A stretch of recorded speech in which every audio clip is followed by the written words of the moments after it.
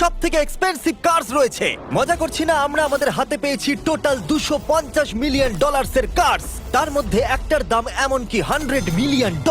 আর আমরা সেগুলোকে ওড়াবো, জলের উপরে চালাবো, ড্রাইভ করব, আর এমনকি আকাশেও উড়বো। এই সমস্ত গাড়িগুলো কেন তো দামি আপনাদেরকে দেখাবো। শুরু করব আমরা এই $1 গাড়িটাকে দিয়ে। এটা তো পুরো একটা জঞ্জাল। আপনি কেন এটাকে $1 বিক্রি করে দিচ্ছেন? তুমি দেখতেই পাচ্ছ এটা কোনো কাজের নয়। আমি এর উপর সময় আর টাকা নষ্ট করতে চাই না। যদি আপনি এই ডলারটা ধরেন তাহলে ডিল ফাইনাল। আমি এখনো বলবো এটা হলো একটা জঞ্জাল, কিন্তু যখন আমরা এর উপরে $20,000 খরচা করলাম, এটা চলতে শুরু করলো।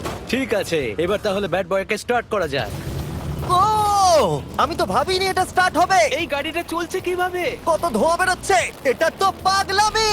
$1 কার, $1 কার, $1 কার, $1 কার।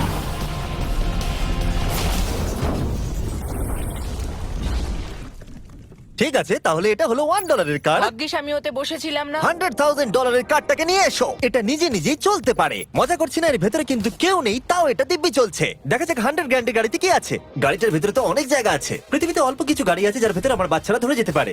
তোমার আবার বাচ্চা আছে? হ্যাঁ, তোমরা সবাই চলো এটাকে নিয়ে ঘুরে আসি। টেসলা কেনার আসল কারণ হলো এটা নিজে নিজেই চলতে পারে।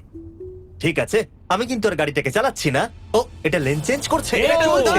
এটা সত্যি নিজে নিজেই চলছে। Throttle-টা দেখো, আমি দেখো। কিন্তু থ্রটাল দিইনি, আর স্টিয়ারিংও আমি হাত দিচ্ছি না। জিমি, তার মানে তুমি বলছো যে তুমি ঘুমোতে ঘুমোতে গাড়ি চালাতে পারবে? না, একদম করবে না। ও, okay. চলো দেখা যাক গাড়িটা কত জোরে যেতে পারে।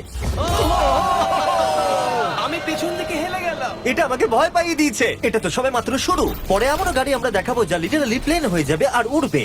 কিন্তু এখন আরে ল্যাম্বোটাকে দেখো, ও, ধাক্কা লেগে যাচ্ছিল।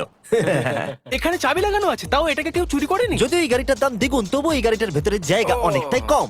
জানি না কেন এই গাড়িটার দাম 200K, কারণ এর ভেতরে আমি ফিটি হচ্ছে ও না। কি জানে ল্যাম্বরগিনি কিভাবে চালাতে হয়? আচ্ছা, এটা চালু হয় কি করে? আমার মনে হয় এই শিফটারটা টিপতে হবে। ঠিক আছে, তাহলে আমরা এখন রাস্তায় নেমে পড়েছি। ও, কি সাউন্ড! ও মাই গড, কি দারুণ গাড়ি! এই অনেক পাওয়ার আছে দেখছি। ও মাই গড, গাড়িটা তো ইনসেন। আমি আস্তে করে থ্রটাল দিলে গাড়িটা খুব জোরে দৌড়চ্ছে। আমার ড্রাইভ করা সবথেকে ফাস্টেস্ট কার এটা। যদি তোমরা কোনো ভালো গাড়ি সন্ধান করে থাকো তাহলে ডেফিনেটলি এটা সেই কার। আর এবার আমরা $300,000 গাড়িটাকে দেখাবো। আর এটা হলো সম্ভবত পৃথিবীর সবথেকে সেফ কার। এটা ট্যাঙ্কের মতো মনে হচ্ছে। আচ্ছা, এটা কি মিলিটারিদের গাড়ি নাকি? হ্যাঁ, এটা কিন্তু খুব উঁচু। তুমি এটাকে ল্যাম্বরগিনির সাথে কম্পেয়ার করো না। হ্যাঁ, ঠিকই বলেছো। চলো এবার দেখা যাক এই গাড়িটা কেন তো সেফ। প্রথমেই দেখাবো এই বুলেট প্রুফ উইন্ডো, যেটা এতটা মোটা। এই গাড়িটাতে একটা এক্সপ্লোসিভ প্রুফ আর্মার আছে। পরে এটাকে আমরা টেস্টও করব। কার্ল, তুমি কি বাটনটাকে প্রেস করতে চাও? না, একদমই তুমি কি নয়। স্মোক স্ক্রিন বাটনটা টিপতে চাও? প্লিজ। ওহো, ওহো, এটা তো দারুণ। এখানে তো পুরো ধোঁয়ায় ভরে গেছে। ও মাই গড, কি বাজে গন্ধ! কিন্তু এই সব ফিচার্স গুলো এই গাড়িটাকে একদমই সেফ বানায় না। এই পুরো গাড়িটার চারপাশে এক্সপ্লোসিভ প্রুফ ফ্রেম রয়েছে। আর আমরা প্রথম যারা এই গাড়িটাকে টেস্ট করছে, উদাহরণস্বরূপ ওই $300,000 গাড়িটাকে ওড়ানোর আগে আমরা একটা নর্মাল গাড়িকে ওড়াবো। দেখা যাক প্যাসেঞ্জাররা বেঁচে থাকে কিনা। 3, 2, 1।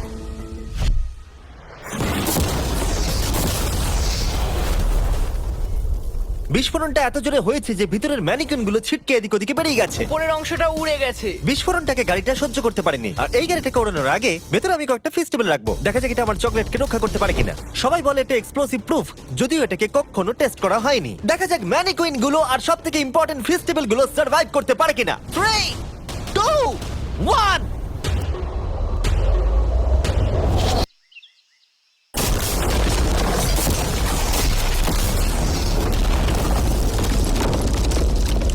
এটা শুধু জাম্প করলো। গাড়িটা ব্লাস্টটাকে সার্ভাইভ করলো, শুধুমাত্র কিছু স্ক্র্যাচেস পড়েছে।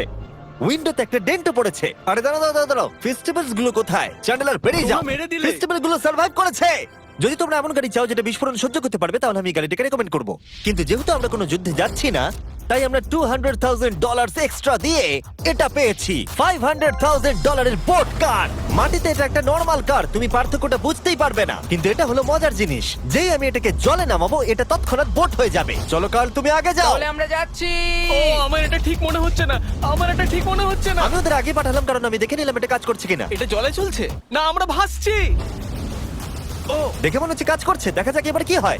ও মাই গড, আমরা জলে গাড়ি চালাতে চলেছি। ও, এবার এটাকে ধরে রাখতে হবে যতক্ষণ না বিপ শোনা যাচ্ছে। বিপ শোনা গেছে। এবার আমি এটাকে নর্মাল গাড়ির মতোই চালাতে পারবো, কিন্তু জলের ওপর দিয়ে। থিয়া, ধরে বসো। হ্যাঁ।